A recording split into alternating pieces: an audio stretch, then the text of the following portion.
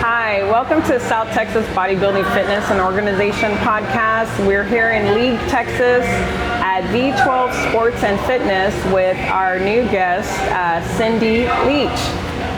Hey. Cindy's an old friend of mine. We competed for many years together back in Musclemania times and stuff like that. Yeah, I think we started 2013. Yeah, it was around that time. Yeah, 2013. That was our 2012. first show together. Yeah, 2012, 2013. Yeah. You know, and she has a very important story to talk about. You know, a lot of women out there, we feel very pressured about our looks and stuff.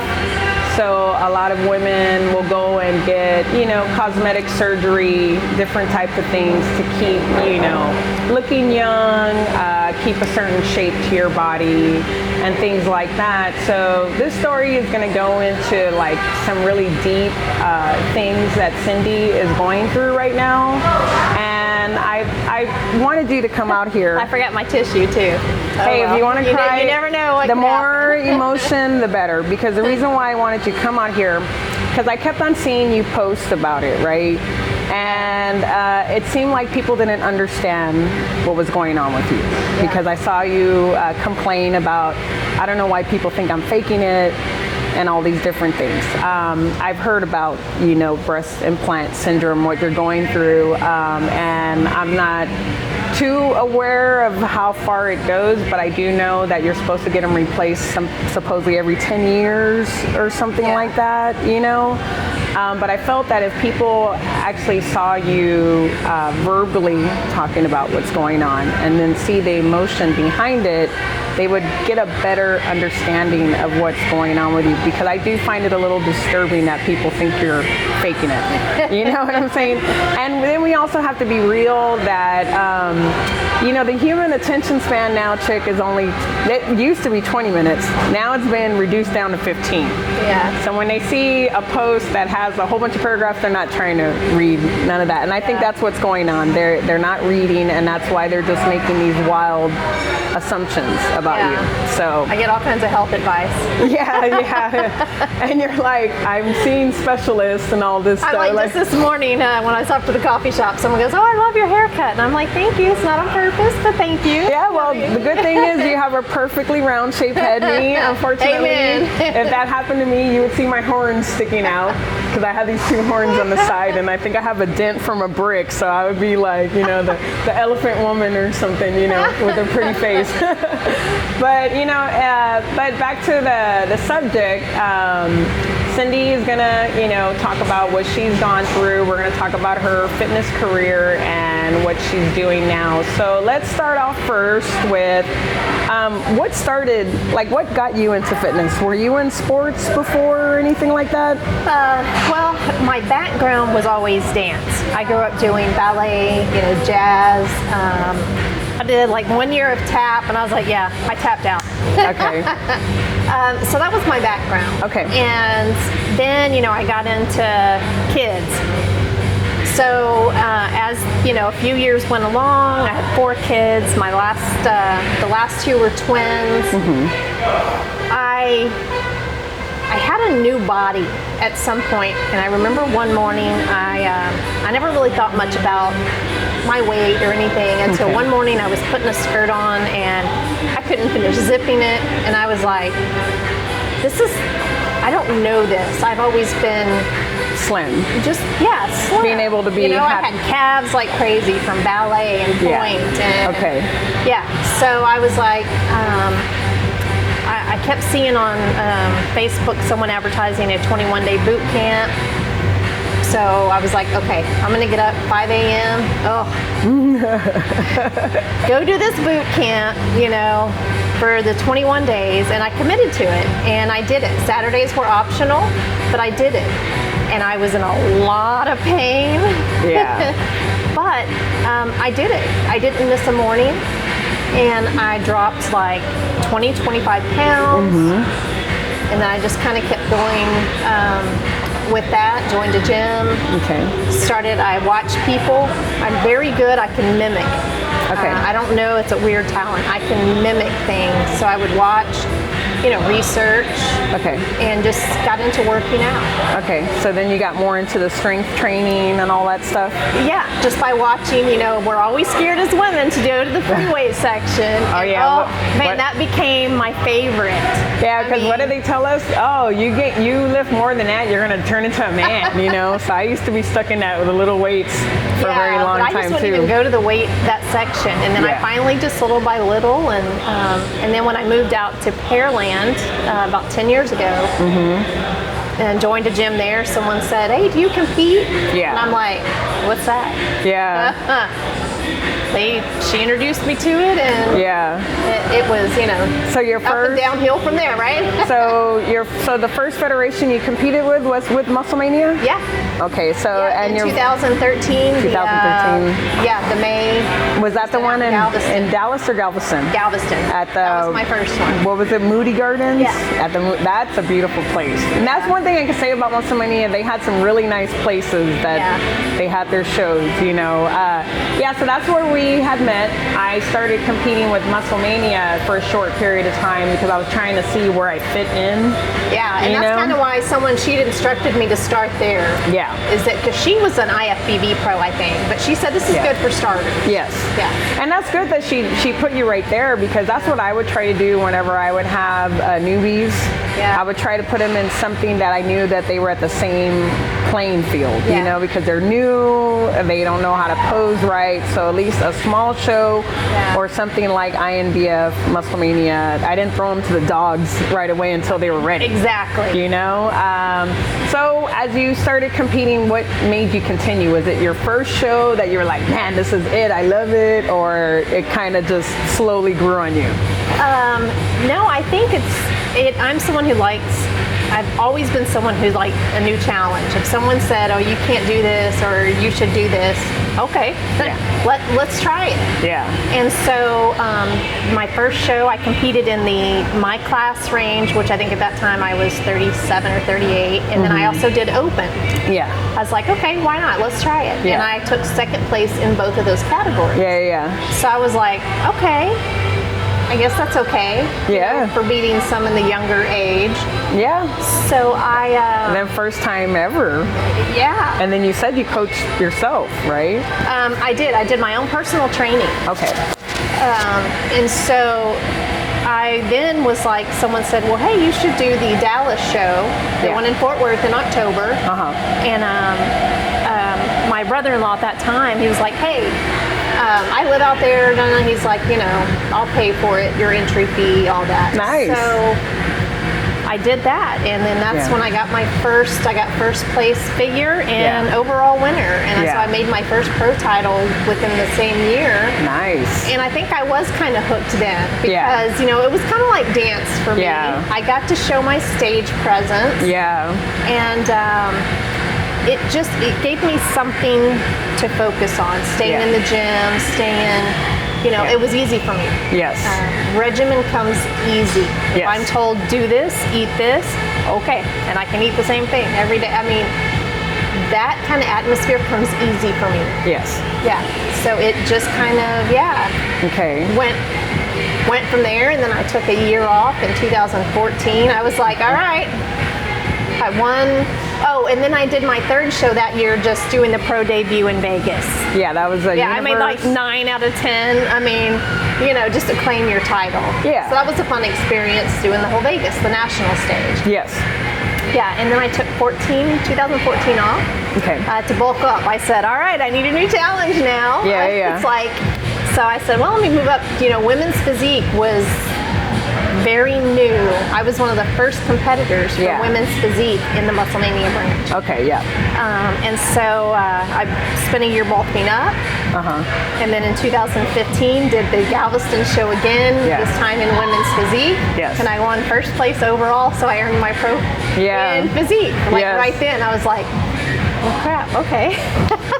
And did you go to the nationals for the physique too? I didn't do the nationals until 2017 Vegas show is when I made my pro debut. Okay. Then. so for the physique. Okay. And then that was my last show I did. Yeah. Okay, that's cool, you know? Kind of the fitness went. And, but I kept up with it after that. Yeah, because you said... in the gym. I was still... Okay. And you also said that you emceed for a couple shows. Yeah, so I judged, I emceed for a couple of shows.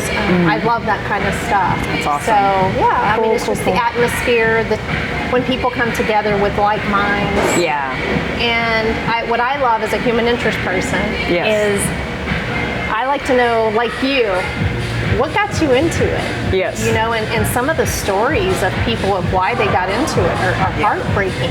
It saves them. Exactly. I mean, there's so many stories out there of people that digging deep is what I like.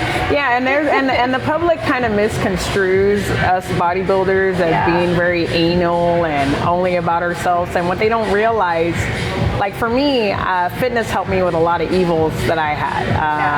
I know we've talked before, so I know you have kind of a background story too. I had a horrible childhood, messed up home where, I mean, I started doing drugs at 12, you know, alcohol, all those different things. So when I didn't get into fitness, it helped me through my divorce and everything. You know, my husband was not supportive in what I was doing, but I knew something about competing was something I needed to do because it made me feel good for the first time ever, because for many years I was told that I was ugly.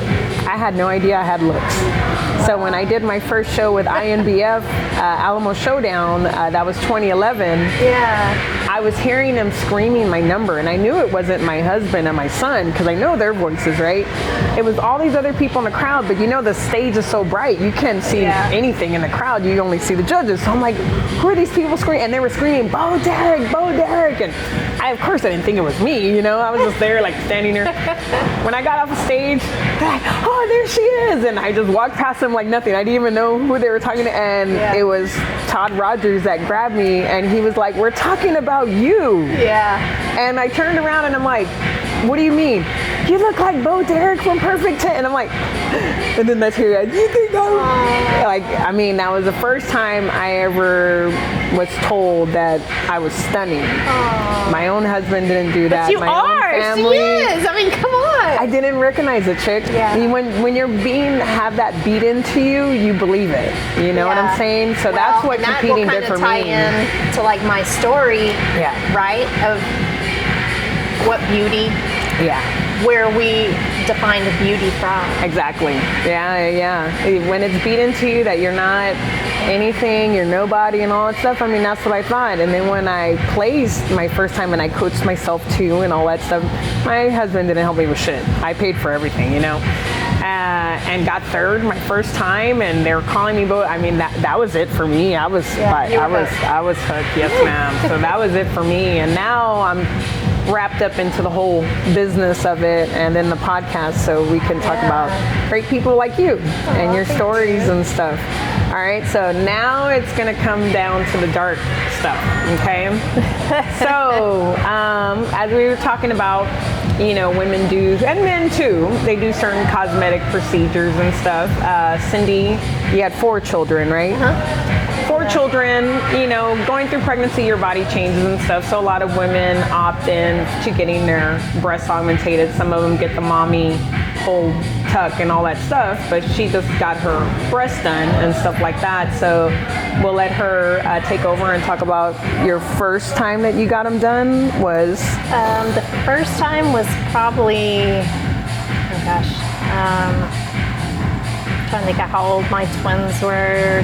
2008. 2009 is when my first set were done. You know, I was very self-conscious of after, and then especially the last 2 of them being twins, they just, so I just went, I had a great surgeon then. You know, we did saline, you know, implants back then, you know, saline especially was told, you know, they're safe. If they rupture, whatever, it's just safe. Water. Right. So I did that. He was very, as far as, you know, just body proportionate, all of that. Okay. Very good doctor in instructing that. So then fast forward, first of all, to, I guess, 2000, well, I had him, with fitness and all that. And then with fitness, this kind of ties into, we know our body, right? We learn the ins and outs of our body. Yes. If we have a headache, we can, go down the list and it's like, I'm dehydrated. Yes. We know if we're carb sensitive, if we're not, we know our bodies. I was very in tune with my body. Yes. Well, about 2015, actually it was 2015, I think, after my physique show, or maybe before it. I don't know. My brain, I have different issues with my brain now too. Brain fog and stuff like that. Oh, all kinds of memory loss, short-term memory. Speech, I get confused easily.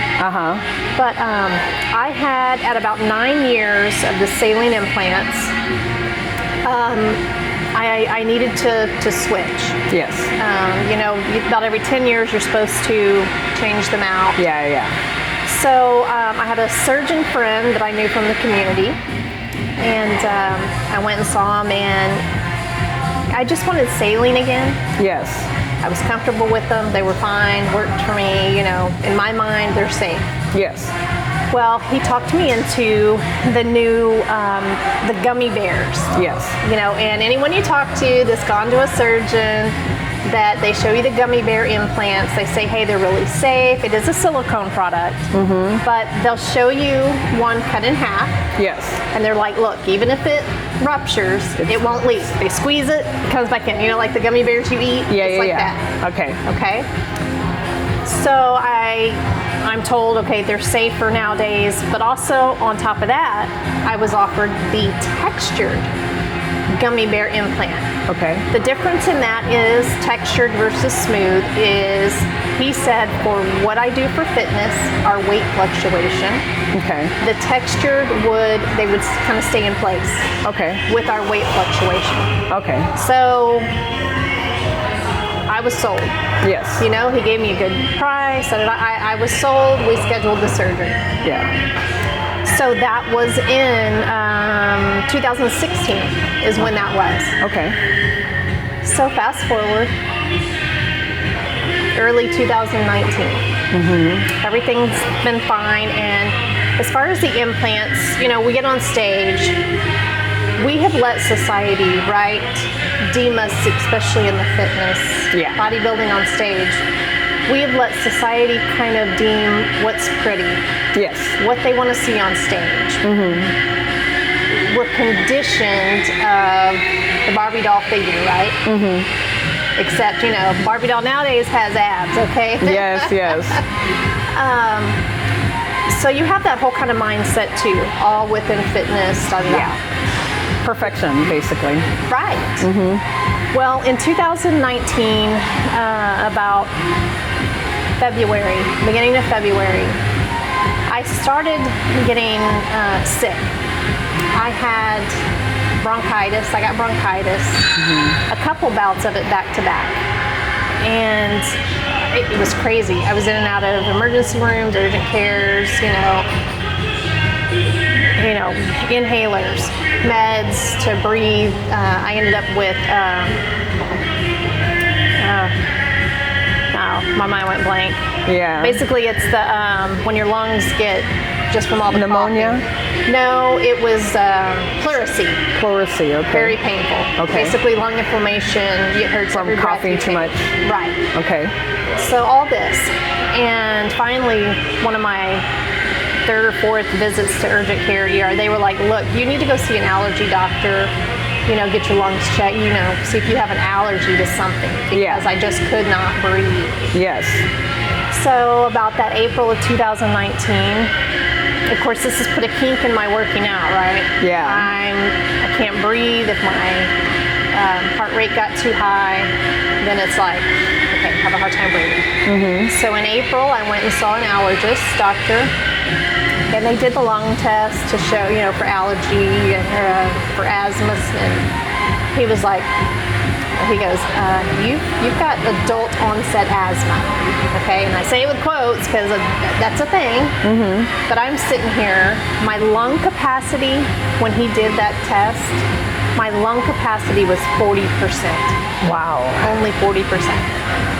So then I'm prescribed all these inhalers, adult onset asthma, okay.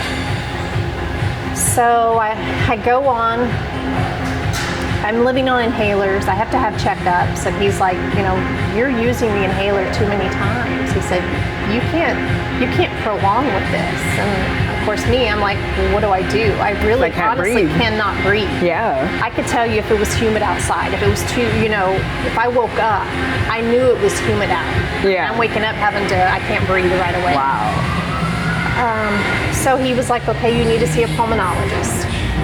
That's the lung doctor. And I'm like, okay. Along in this mix as well, I was having other health issues. Skin sensitivity, recovery from working out was taking much longer. Yes. Of course, the workouts weren't even that intense. Yeah. Because I couldn't get my heart rate up much. Yeah. So there was all these different things going on, and I'm like, oh my gosh, So I saw the pulmonologist, and they scheduled a lung function test, which if you've ever had one of those, that's where they put you in the booth, and they put you through all those where you're exhausting your air out, your different kinds of tests where you're breathing fast. It's basically testing all the different types of, how your lungs maybe how your react. lung is functioning. Yeah. Yeah. Well, I started in on the test, and this was probably July or August when I had this test done. And it was one thing after another from February. It just kept going, one thing after another. I have numerous medical bills still from then. Yeah. And I started telling them, I said, hey, my left arm is going kind of numb. I said, is this normal? And they were like, well, it can a little. They said, let's stop a second and we'll start it back up. It's like, okay. So they started it back up, and I told them, I said, guys, something's not right. I don't feel right. Yeah. And so they took me out. They did some vitals, and they were like, you're going into distress. So they had to call an ambulance to come pick me up from the doctor's office and take me to Clear Lake Hospital. Yeah. Because as far as they knew, I was having a heart attack. Yeah. I was going into shock or something. I was like, yeah, it was a horrible, horrible, horrible feeling. That's all I know. And so they checked me out at the ER. I'm there for a little while, and then they released me. Now the thing is, I was telling them at the hospital, you have to really be an advocate for yourself sometimes, because the pulmonologist was going to, or my allergy doctor was going to get like an x-ray of my lungs. Sorry, I shift a lot, my muscles and body. Don't worry about it. They wanted to get a look at my lungs. So I told them while I was in the ER, I said, look, they're wanting to get an x-ray of my lungs anyways, or like a CT. Do you want to just do it while I'm here? Of course, no, they're not. Had they, we would have found out more earlier. But, so we go through that. Come September, I get a recall letter on my implants. And I say that laughingly because how many times do we get recall letters on our cars? Yeah. And you're like, really? Okay. You wait a while. Kind of like that warranty, the extended car warranty. Yeah. You put it aside. And, I remember making a joke to my that time boyfriend of, at that time, like 3.5 years. 3 years, I guess. I said, hey, look, my boobs are on recall. Yeah. And I didn't think too much of it. Okay. But I'm like, so I start noticing though, how these phones, they hear you and all that. Kid you not, on Facebook, I started seeing those different notices of the recall and the FDA recalled implants, if you need a lawyer, or thank you. And I'm like, okay. What's going on here? Yeah, I'm like, what's going on? So I call one of those lawyers, and they're like, okay, look, go get a mammogram and an ultrasound and just get them checked out. And I'm like, okay, fine. So I did that. Now, mind you, I got the recall letter, and the reason I didn't think much of anything, I had no indication in my breast that anything was Something going happened, on. yeah. I mean, they looked fine. I had no pain. I mean, nothing. Yeah. I'm like, okay, this is just. So I go get a mammogram ultrasound. The breast doctor comes in, and she goes, okay, you've got your right implant is ruptured and it's leaking. And I remember laying there just like, I started kind of crying, and I go, oh my gosh, is this why I've been sick all year? And because even at this time, I'm getting to where thank you. I'm getting to where there's skin sensitivity, light sensitivity. I'm having weird muscle twitches. My feet would curl up in cramps, all kinds of body spasms. I mean, I was having so many things go on that, I mean, I honestly felt like I was dying. Yeah. My body's shutting down. My eating has kind of started declining. And of course the gym was like, horrible. So she tells me, well, silicone is not good in the body. She goes, so you will need to get these removed. I was like, okay. So I went from there. And so from the time we found the rupture to my surgery was only about maybe 3-4 weeks at the most. So discovered the rupture. I called my doctor that put the implants in, scheduled an appointment with them, and so I go in, and I tell you, I try to be careful. I don't say his name anywhere. I don't blast any of that. I know he has a family, but I don't think I've ever felt so disappointed in a doctor than I did that day that I went to see him. Yeah. Because he was dismissive of my symptoms. And this is, mind you, someone I knew. Yeah. So someone you trusted. Yeah, the one that talked me into them, right? Yeah. So he tells me in the room, and there's a witness, of course. There's always a female in the room, and then of course I had my boyfriend. And I remember him telling me, well, that breast implant illness is what it's called. It's BII. And it's not really a medical diagnosis. It actually is now. I think we are in the age now. It is going to become an actual official medical diagnosis. And because there's already a lot more signs of just everything in 2019 that's happened with this recall, with those particular implants I had. I mean, I am a part of like one of the faces of just kind of tragedy in with this. Yeah. But he just kind of told me, I can't guarantee, your symptoms would go away. He also told me, this was before he looked at my film. He was like, look, even if we remove them, I don't know if I can even save your nipples. I will have to remove most of your breast tissue, all this. I'm sitting here, this is going on in my mind. I'm just like, what's going on? Yeah. And what is going on? Yeah. He looks at my film, comes back, and he says, well, I'm not convinced it's leaking. Okay. Luckily, I already had a second consult set up with another surgeon that a couple other women had gone through this implant stuff with. I'd already had that set up, and he's actually out here in Lake City. Yes. So I took that, and he was like, well, I want to get an MRI of your breast first. Okay. I couldn't get into that till the following week. So as I go that week on, I I got even worse just in that week alone.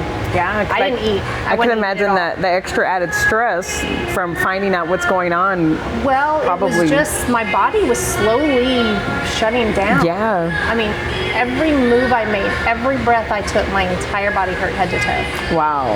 It was horrible. Yes. So I go the following Monday to this second consult, and he saved my life. I mean, I'll say his name, Dr. Polson, because we were even on a Channel 11 news segment together. Okay. That day, he looked at my film. They looked at me. They could tell that I wasn't in good shape. And yes. I was put in emergency surgery the very next morning. And I tell you, he saved my life. Yeah. Because I had some symptoms that even after surgery, waking up within a couple hours, I could breathe. All I know is I could breathe. Yeah. And my blood pressure had been high. It was normal. So I had some stuff that was relieved, and yes. It was amazing. Yes. So I go the following week for my 1 week checkup. He comes in and he goes, man, you already look better. And I said, well, look, I feel better. Yes.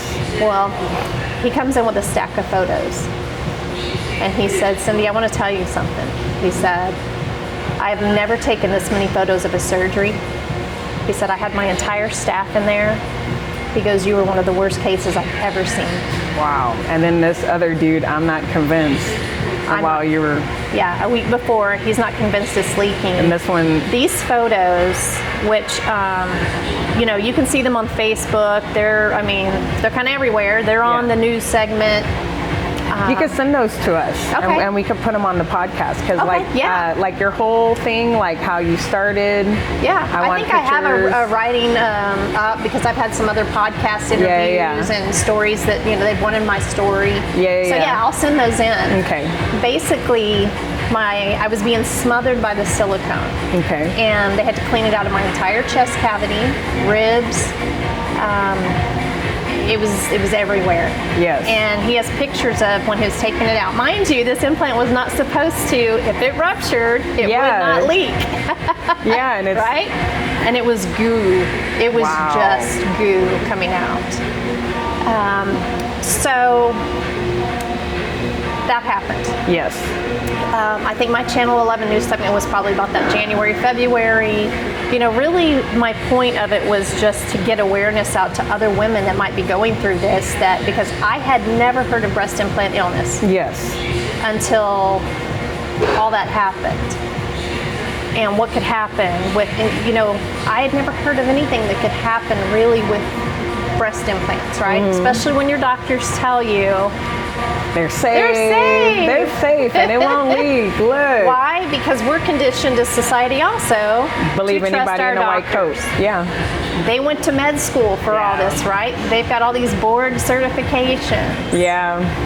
I've learned very much so. If you doubt a doctor, if you doubt anything, get that second opinion. Get that third second opinion. Research a little more. So then things after that kind of progressed. I did feel better. I still had some things that, weren't like they were before, but I was still in a much better place. My fitness, within about a month, I was back into the gym. Okay. Yeah, he was like, you need to get back into the gym, because he could tell my mentality was going, honestly, it was going downhill. And the reason for that, so the first part of the real emotional journey, which I've overcome, but when you put it back in that, as women, so on the surgery, I lost most of my breast tissue. So I'm left now with less than I had before kids. Yes. So I'm cut up like a double mastectomy. And I tell you, the first time when I had to take all those bandages off, and those pictures are in, it's classy, but it's, when you look in the mirror and you look like Frankenstein. Yeah.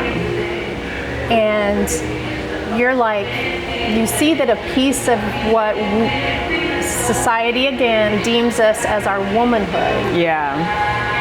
It was hard. It was very hard to look in the mirror. Yeah, I saw a lot of your posts online. I mean, it was, I got rid of a stack of clothes that were never going to look the same again. Yeah. I went from basically a double D to an A. Mm-hmm. You know, that was hard to look at in the mirror. Yeah. And then that happened kind of right along as the quarantine, the pandemic hit. Yes. So I got to see a counselor maybe twice, and then the pandemic hit. So I'm sitting here going through those emotions.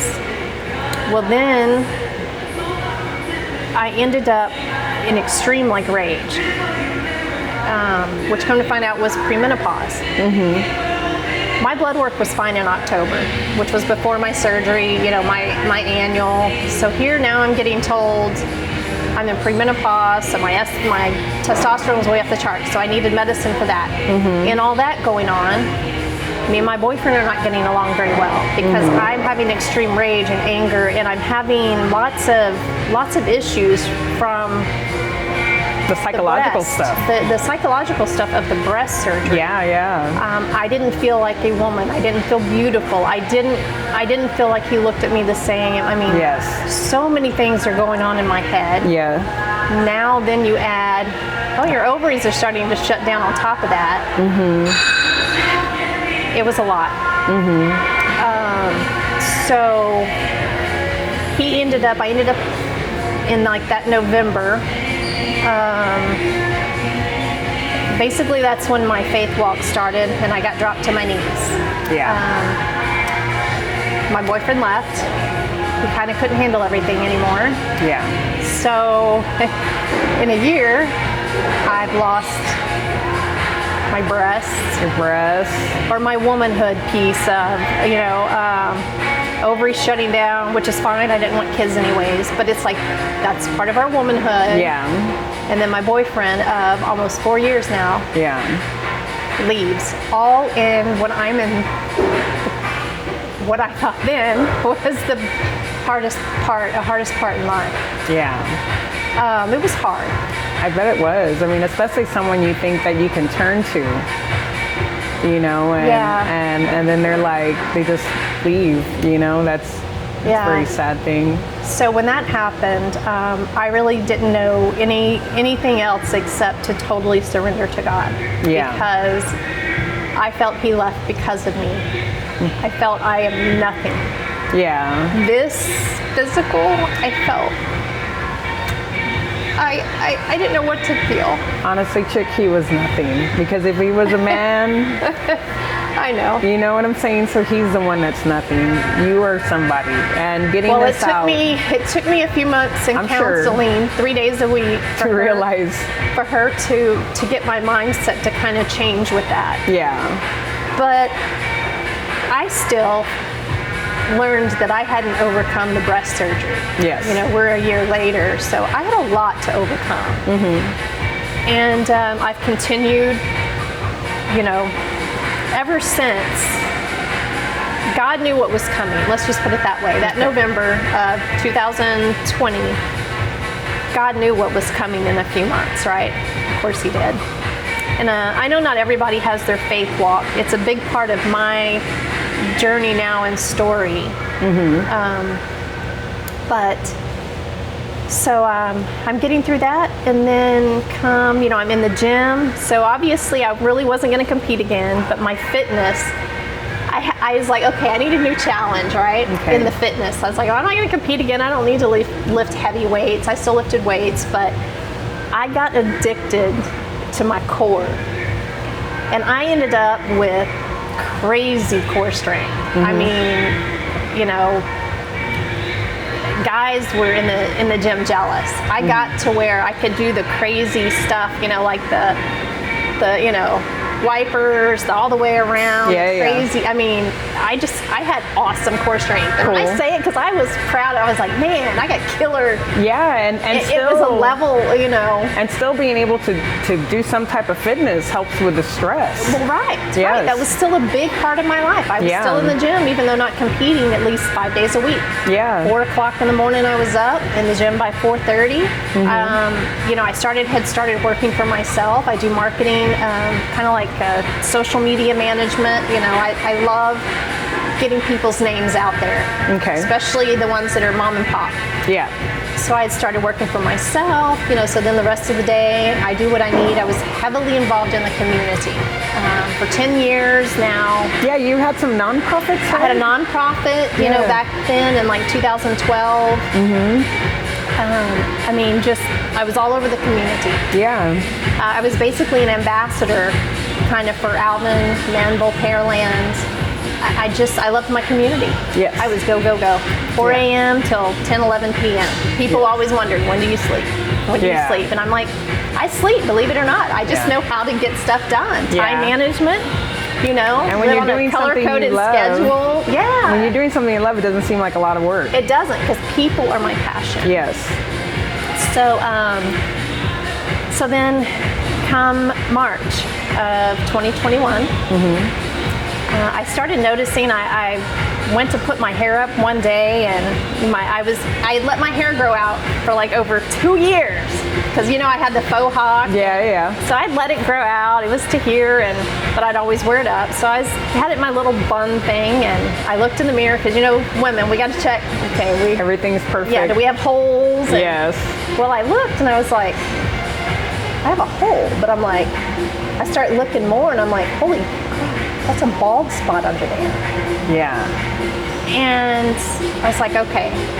So later that night, you know, when I take my hair down, I get home, I'm looking all through my hair and I'm like, oh my gosh, I had quite a few bald spots. And so then, you know, I start posting, I'm like, these bald spots, and someone's like, well, I think you have, you know, alopecia, a form of alopecia. Yeah. I was like, okay. So also about this time though, I'm setting up an appointment with the doctor for, you know, the scalp. I'm also in a lot of pain. My scalp's in pain. My body is, I'm noticing, it's getting harder to get out of bed. Every muscle just felt like I had a buildup of lactic acid. Okay.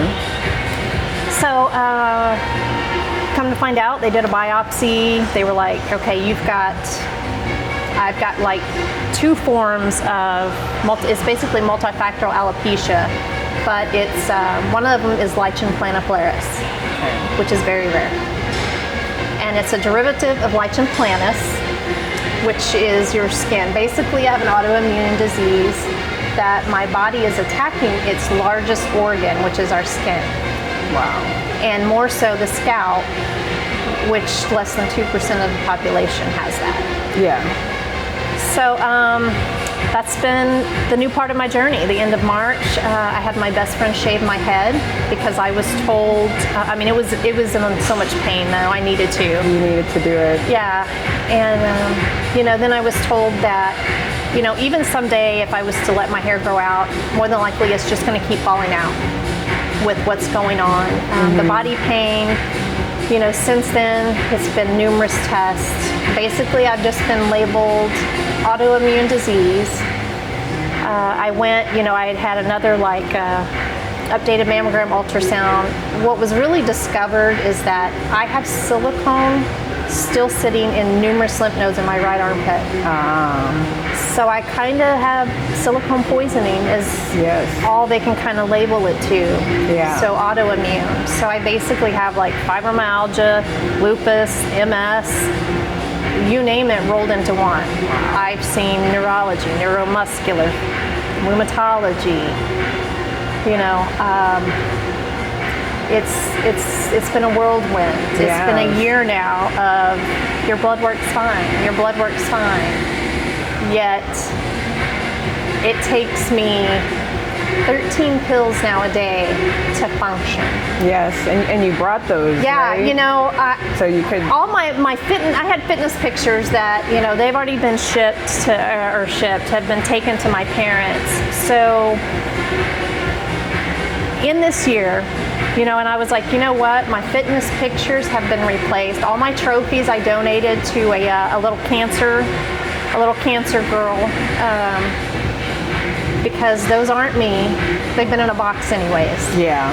And it's like, you know, my trophies have been replaced for Your pills. 15 or so meds. Yes, and let's bring those up so people could get an idea of how I live today. Because this is like how my grandmother... Yeah. So this is, now some of them are as needed. I have fancy mousse, you know, if my scalp's in pain. I mean, some of these are 3 times a day. So I'm now on immunosuppressant therapy.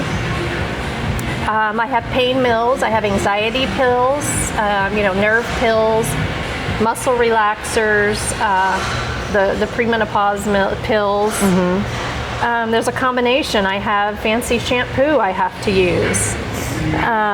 Creams, so I get lesions if I get overly stressed. My body will come out with lesions. Yes. So I've got creams for that. I have meds to combat The meds side effects of the others. Yeah, like I have to take an allergy. I have to take Zyrtec daily to combat my immunosuppressant therapy. Because when you bring your immune system down, any allergy, if there's any allergy I had a huge reaction. So I have sleeping meds. I have to take a pill to sleep. Yeah. I live on, because my memory, I honestly have like short-term memory. Sometimes I won't remember what I said yesterday at all. Yeah. So I might repeat myself a lot. I'm getting more confused. Mm-hmm. But all my pills, I do. They're divided in a 4-pack thing every week, and I have to live with this. Yes. And I have to, no one can talk to me while I'm feeling it, because I won't remember the meds that I, you know, kind of. So that's my life now. 13, as of right now, 13 pills a day. Some of the other meds are just as needed. Mm-hmm. I have chronic fatigue. So I've had loss of hair, loss of income. Yeah. Because I can't do as much work. I barely leave the house now. Yeah. I've lost, someone else has been helping pay some of my bills and rent. I've had help from my community. Okay. I started a GoFund, you know, to try and help with ongoing medical expenses and things like my utilities and all that.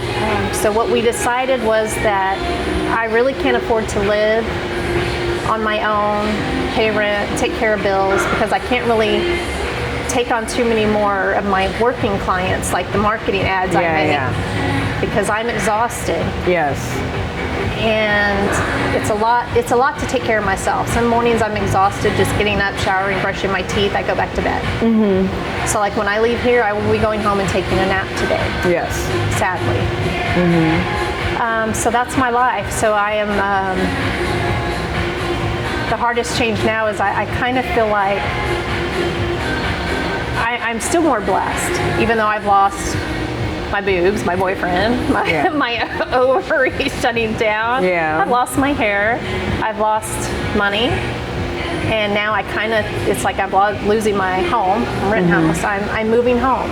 Yeah. I'm moving to LaGrange. Okay. So I've been packing. Actually, my last day here is next Saturday. A whole new life change. Yeah. Once again, my parents, I'm fortunate enough they got me an RV, so I will live, you know, on their property and live in an RV so that I have them close to help take care of me. Yes. It's hard to walk sometimes, do stairs, my legs, I tire, they're in pain. I also now see, you know, pain management. That's my life now, but I'm also having, my 2 older kids are out of the house. I have one that's a teacher in LaGrange, my daughter. Okay. I have a son in the Air Force, and my 16-year-old twins. I am having to leave them behind. Because I cannot, fully take care of them and myself. And I need a slower pace of living. Yeah. So I'm moving to where I'm near my parents. At this age, right, we're supposed to be taking care of our parents. Yes. And I'm kind of having to have them be there to help take care of me. Yes. I can only focus on one thing at a time. Yeah. And I can only concentrate on one day at a time. Yes. That's all I can manage. Yeah. And that's why I wanted your story to get out, because I remember when you posted about the GoFundMe and all these things, I thought that this would be a great way that I could help. Your story can get out and people will actually hear it. And the emotion, like I said at the beginning of the podcast, and now that we see your pills and everything, it's that like, they know this is not fake, this is real. Like your life was crushed, and I not went the from manner. fitness to now, I struggle to walk. I mean, getting upstairs is one step at a time, and this is coming from someone who was an athlete. And but it's also part of my journey is just letting women know physical beauty, we're told, right? No matter how long you want to hold on to it, physical beauty can fade at any time. And I've lost a lot of my physical attributes, but that's not what makes us as women. Well, I think you're still beautiful. Well, thank you. I don't think you've lost any of your looks. I think you're still stunning, like I told you. Thank you. Even though you lost your hair, you have a perfectly round head. I don't have that, but. Well, I tell God, I'm like, well, maybe God did me a favor. I hated fixing my hair anyways. Yeah. And, it doesn't take me long to get ready. I've been humbled, let me tell you that. Yeah. I have a lot more humility, pride put aside, and I wore makeup for y'all today a little bit, but most of the time, you'll see me without makeup. I'll go home and take it immediately off. It bothers you? It can after a little while. Taking it off is just kind of painful. I have to be easy. Okay. But I've learned to just be, and I have a lot more peace now. I'm not trying to feel like I have to try and fit in with whoever. I mean, I feel like we're kind of like that. And, I never really did try to fit in. I always had my own something that was like, nope, I'm going to be a little bit outside the box. Yeah. So, but I am trying to help redefine beauty, mainly for our younger girls. And I think that's awesome, and another reason why I wanted you on here, because beauty is in the eye of the beholder. It doesn't have to be a face or because you have big breasts or big butt. Or the blonde hair, the long hair. It's what's inside, because a woman can be striking on the outside and be so ugly on the inside, like a cesspool. I'd rather see somebody that has that stunning beauty from the inside that makes them beautiful on the outside, no matter what has happened to them. A person like that is just foul on the inside, I won't even look at that person twice. You know what I'm saying? It doesn't matter how stunning you are. Because I know on the inside it's just, dark, evil, all those different things, But that's why I wanted to get your story out, because, for more people to be aware of this, because you weren't the only friend that this happened to that had to get the removal. I had, there was 5 ladies, 3 of them were from the RGV that had to get their breasts removed from the same ones. And the thing is, people don't understand that it doesn't have to rupture to have a problem. A lot of women are getting sick just from the implant itself, because even on a saline implant, the shell is silicone. Yes. So you're basically having, your body's rejecting the silicone, and there's all kinds of toxins in that silicone shell alone. But then when you think of the women that it leaks, I mean, that's just nonstop, the toxins. Yes. But so just, also to educate women that if you have implants, if you even think you're having certain symptoms, look it up. Yes. Many women then realized, oh my gosh, I think my implants are making me sick, just in general. Yeah, a lot of them don't know. Aware. A lot of them don't know. They'll have like that sudden weakness or they'll start sporadic having all kinds of headaches, weird symptoms. and they think it's because they're getting older or something. Yeah. And a lot of it has to do with their implants. Yeah, and it's a lot more common now. So in the last 2 years, what has been added because of this, the FDA was called, there's a black label now on the implants. Basically, the doctors now have to tell you this could happen, this could happen, this could happen. They have to disclose. Yes. There's a thick sheet on my implant alone, a thick stack that goes through everything that could possibly be. That was never given to me. Doctors they didn't have to give all that. It's all about selling, Trick. But now they do. The truth. And of course, that implant has been, pulled totally off the market. off. Oh, it's gone. Good. It can never be sold again. Yeah, and that's the sad part about the medical community. I remember when being a child, it seemed like they were more about the patient when I was young and growing up. And as I've gotten older, it's just a business. It's money. It's all about money. Because now there's a local hospital in my area where they'll tell the ladies, oh, have a cesarean, it's better for you. You'll heal faster. And that's the worst thing you could do. The only reason why they do cesareans is because you're an at-risk pregnancy and it's to save the baby, Yeah. Not to make it easier on you. I mean, and when I heard that from one of my clients, and she was a well-to-do client, so I'm like, man, they even cutting up the rich ladies, I'm like, girl, you're gonna mess up your abdominal wall. Do you have any idea how long that's gonna take to get that to retract back? And the first time you do it, you're gonna have to keep on getting cesareans. Yeah. Oh, well, my doctor said it, and I'm not a doctor, so why is she gonna believe me?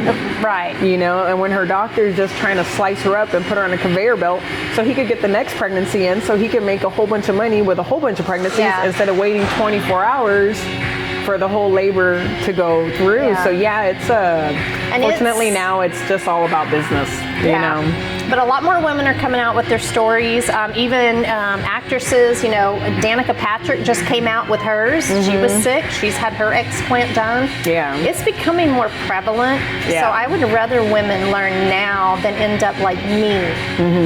I wouldn't wish this on anyone. Yes.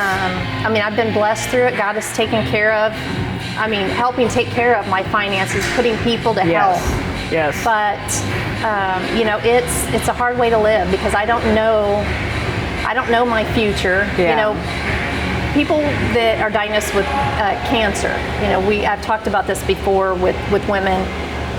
It'd almost be easier because a lot of people think I'm going through cancer treatment because of my hair, right? Yes. And I'll tell them, I'm like, honestly, it'd be easier. Yeah. Because when you say they don't understand that, they're like, and I'm like, you know what you have. There's a treatment plan. Yes. You know this, and this. There's a plan. I said, I wake up every day, it's a new day. I don't know what new could happen, what my day is going to be like.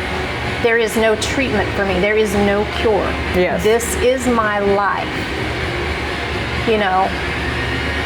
So that's, just be aware of that, think of that. And even one of the women that's gone through this, she's a 2-time breast cancer survivor. Wow.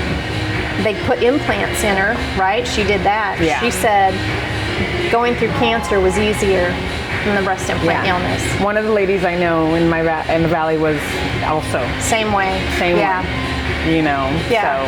So it's just educating, and I'm not trying to put doctors out of businesses. Just make uniform but they have to be more decisions. Responsible, for what they're doing. You know what I'm saying? They do, and at least, man up. After, or just some doctors now, some plastic surgeons are not even doing breast implants anymore.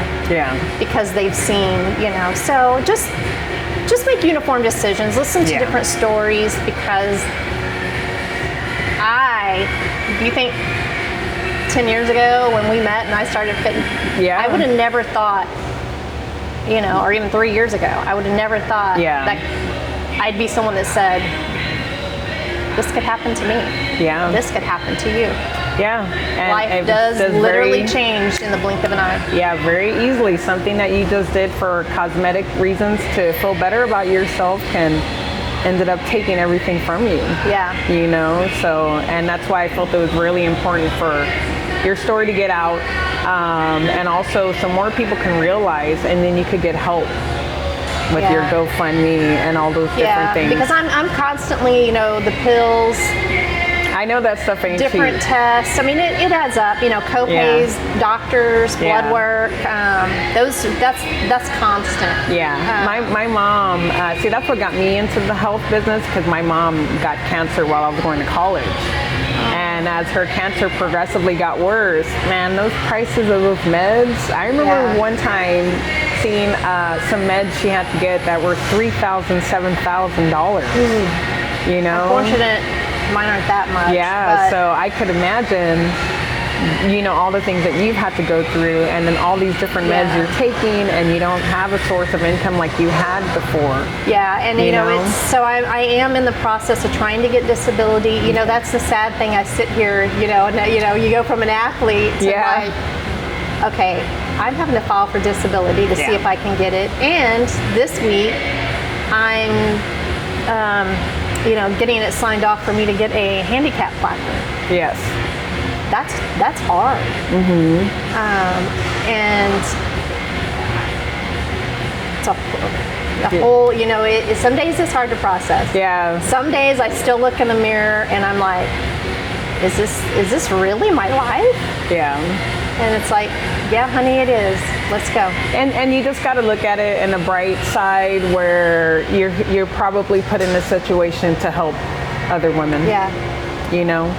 Yeah. That would be an easier way to think about it. And that's what I do. So that's why anyone I can share my story with, even if I can save one woman's life. It's really important to get that information out there. Yeah. Is there anything else that you would like to talk about? No. Okay. If anybody wants to reach you, you can find me on Facebook, just Cindy Leach, Leach. My Instagram is at Beautiful Beyond Bald, and find me on Facebook, Instagram, message me. You can reach out. I definitely get back to people. I'm very much on that. People follow my journey on Facebook. You see the good, bad, and ugly. Of course, you see good days, but sometimes I go live and I'm letting you know my struggles. Because if everybody that went through something made everything just look good, how do other people know it's okay to have a bad day? It's okay to have a rough day. You pick back up eventually, just don't sit in it. Please feel free to reach out. You can email me at beautifulbeyondbald@gmail.com. And awesome. Share your stories. If you need encouragement, whatever. Awesome. Yes, and we will have her social media handles at the end of this podcast with her GoFundMe. If you guys can donate, please help her out. She's really, the entire time I've known Cindy, she's always been a really cool person to talk to. Every time I've met up with her at different, through Musclemania, when you were doing some stuff with Naturally Fit and I was judging and stuff like that. So, I know that I'm not like financially wealthy, but at least I could do this to help you out and to get the word out. No, I'm very, very grateful. Thank you very much. Yes. So, awesome. Well, that was the end of our interview with Cindy Leach. Tune to us next time. Last time I was going to have Miss Brownsville on, but I felt Cindy's story was a lot more important to get out. So our next podcast will be with Miss Brownsville, and see you guys very, very soon. Thank you very much. And thank you, Cindy. No, thank you.